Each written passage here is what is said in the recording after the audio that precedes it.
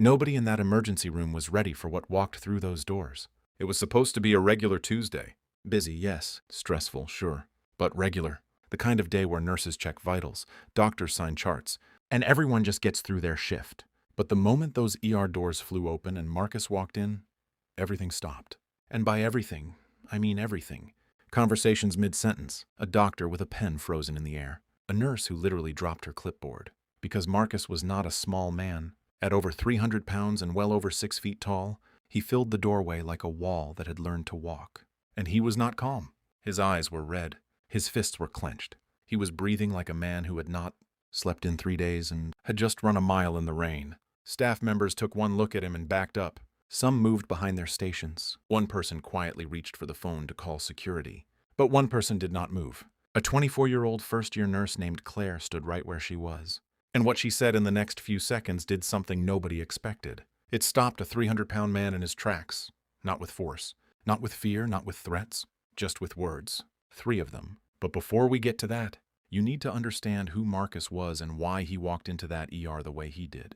Because this story is not just about a scary moment in a hospital. It is about what happens when pain gets so heavy that a person breaks, and what it means when someone finally sees that pain instead of running from it. Marcus had not always been this person. People who knew him from his neighborhood described him as quiet, hard-working, the kind of guy who helped people move furniture on weekends and never asked for anything back. He had a daughter named Amara who was 8 years old and obsessed with butterflies. He kept a photo of her in his wallet, folded at the corner from how many times he had opened it. He was a truck driver. Long routes, late nights, bad food, worse sleep. His body had taken years of that punishment and never complained out loud. But something had been growing inside Marcus that he never talked about. A pain in his chest that came and went. Shortness of breath that he blamed on stress. Dizziness that he told himself was just from not eating enough. For 2 years, Marcus ignored every sign his body was sending him. Not because he did not care, but because he was terrified. Terrified of what they might find.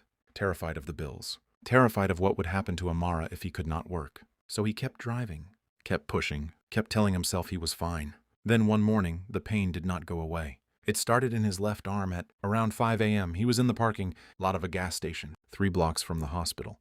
The pain crawled up his arm into his chest and squeezed. He sat in his truck for 40 minutes before he finally got out. And by the time he reached those ER doors, he had been in that kind of pain for almost an hour. He had been scared out of his mind for 2 years. And he had no idea how to say any of that out loud. So instead of saying it, he exploded. He came through those doors yelling.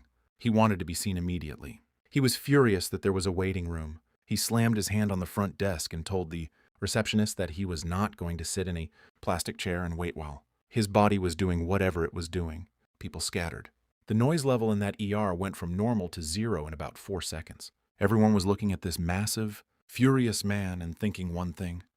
How do we contain this situation? Everyone except Claire. Claire had been a nurse for 11 months. She had come from a small town, worked 3 jobs to get through nursing school, and was still learning the names of half the medications on the floor. She was not the most experienced person in that room by a long shot. She was not the biggest. She was not the loudest. But she had something that cut right through the chaos in that moment. She had been watching Marcus from the second he walked in, not with fear, with attention. She noticed the way he was holding his left arm close to his body. She noticed how he was leaning slightly to one side. She noticed that between every sentence he shouted, he took a breath that looked like it hurt. And she noticed something else. Underneath all that noise and all that anger, his eyes looked like a person who was absolutely terrified. She had seen that look before. On her father, actually. The same tight jaw. The same eyes that were angry on the surface and drowning underneath. She knew what that looked like. She knew what it meant. So she walked toward him. Not quickly. Not with her hands up like she was trying to calm a wild animal. She just walked toward him the way you walk toward someone you actually want to talk to. And when she got close enough, while he was mid-sentence in his yelling, she looked him straight in the eyes and said 3 words. I see you. Not, sir, please calm down. Not, you need to lower your voice. Not, security is on the way. Just, I see you. Marcus stopped. Not immediately. It was more like his body caught up a second later. He took one more breath, started to say something, and then just stopped. His shoulders dropped about 2 inches. His jaw unclenched just slightly. He looked at Claire like she had said something in a language he had not heard in a very long time. She did not wait for him to respond. She just said quietly, "Come with me." And he did.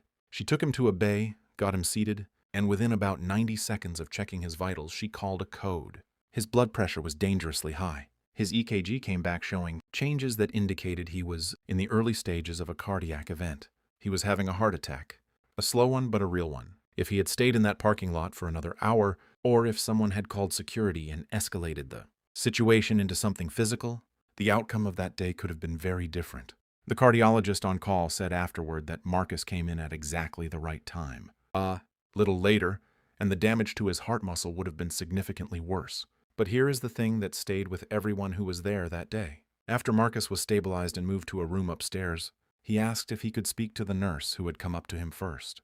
Claire came in, and Marcus, this giant of a man who had terrified an entire emergency room 40 minutes earlier, said sorry. He said he did not know how to ask for help, that he had been scared for so long that it had nowhere left to go except out. He pulled the photo of Amara from his wallet and showed it to Claire. He said she was the reason he finally walked through those doors instead of driving home.